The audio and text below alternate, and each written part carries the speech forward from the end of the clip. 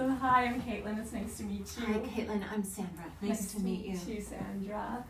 So thanks for meeting with us today. I'm really excited to be helping you guys film this content. So I'm just going to ask you some questions about yourself, about your practice, and just follow through as you've prepared. Okay, sounds good. So, question number one, we're going to start with, what makes counseling at Reflective Soul Therapy and Wellness unique?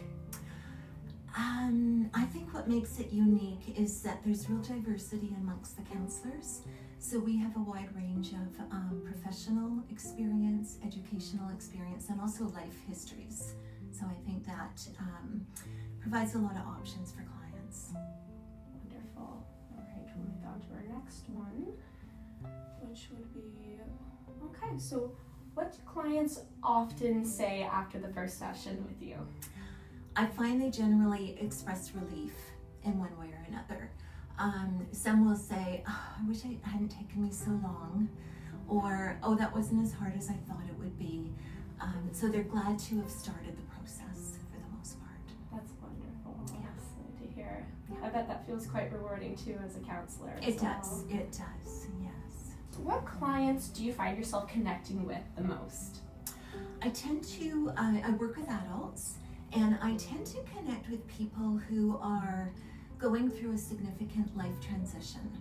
And this can be related to the passing of a loved one or a beloved pet. And it can also be related to loss due to, and grief due to relationship breakdown, career change, loss of a home, maybe children leaving the home, the nest is empty.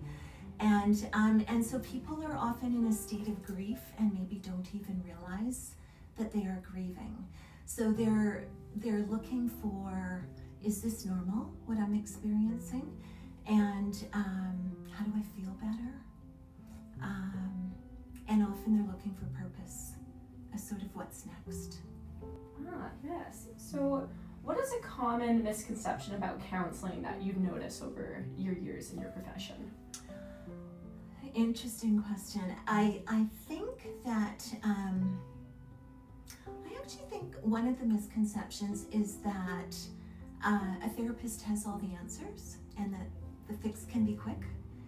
And what I would say is that depending on what someone is dealing with, we absolutely have tools that can be implemented immediately so people can start practicing and working on issues if they're having anxious feelings or thoughts, for example. But the therapists do not have all the answers. So I work very collaboratively with people, and I believe individuals have deep wisdom and that we work together. And so the counselor brings a lot of experience, a lot of training, a lot of knowledge, but what's right for one person may not be right for another. And so that's what we work with. Wonderful. Okay. What is something you wish that everyone knew about mental health? I wish people knew that taking care of mental health is much like taking care of physical health. I don't see them as being separate things, but for some reason our world has separated the body into mental health and physical health. And as we know, our bodies need good nutrition and movement and a little bit of self-love. And I believe our mental health needs the same kind of support. So tell us more about the modalities of your practice. Oh, thank you. So I work with both traditional talk therapy as well as art therapy. So I have specialized training in art therapy through my master's degree. So interestingly, sometimes art therapy and traditional therapy is blended. So I work with clients who maybe will do 80% talk therapy, but the art therapy can provide some tools for them that talk therapy cannot. So it provides options. So people who maybe, one example is to work with art in a way that is calming. It can help reduce anxious feelings, panicky feelings. So that's a sort of a quick process that I can can use with art. If I'm working more exclusively with art therapy can really help folks who maybe find words don't really describe what they're going through. And some people don't even want to talk about their experiences, but to express this in color, in movement through art, art being anything from collage to painting to clay work to gathering natural objects and constructing something. It's not about pretty art, and it's not about art skills.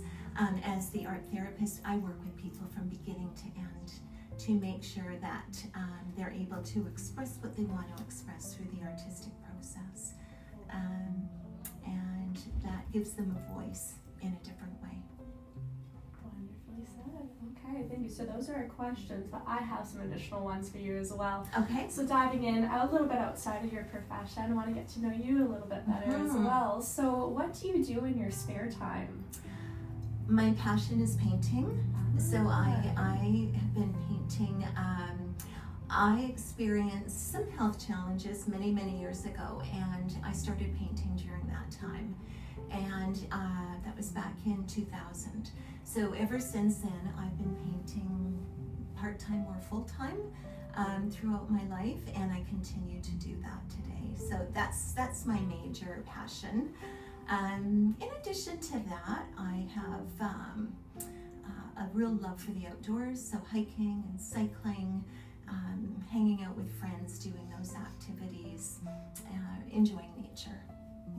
Wonderful. So if a client were to want to reach out to you specifically, book an appointment with you, how would they go about doing that? So when you're dealing with a client that is suffering from grief and loss, what is a common theme that they typically come to you for?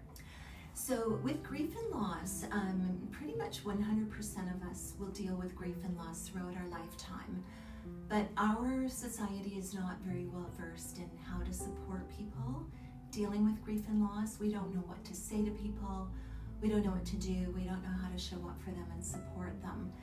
And so understandably, people are trying to figure that piece out. What do I do? What do I say? And what do I do for myself if I'm the one going through grief and loss? So what I find is that people will come in, generally they're very heartbroken, they're grieving, and they will tell me what's going on in their life, and then they usually say, is this normal? Mm-hmm. And what I explain is that there is no normal. Normal doesn't really describe an experience. So I try to provide a lot of education to help people understand, so what does grief look like? What can we expect? And that we're all at different places in the grief process. A lot of times that brings a lot of immediate relief because they can just sit with that. And so the process then is to help them process their grief, help them, and to do that, I find the most important thing for me as a counselor is to really gain a deep understanding of their unique circumstances, because every experience is different. So for me to work with someone and help them process, I need to really understand them, the circumstances, where are they coming from? And usually over the course of a few sessions, people will identify a couple of areas in their life where they're really struggling. And that's where we can really start digging in and do some really deep processing. And what I also experience is some people will say, you know, I'm never going to be that person I used to be. I'm going to carry this forever. And so I support them in saying that, you know what, we are not going to be the person we used to be. However, we can bring what we have experienced with us, hopefully process the grief, the deep grief, and also create some space in our life for love, for joy, and for purpose.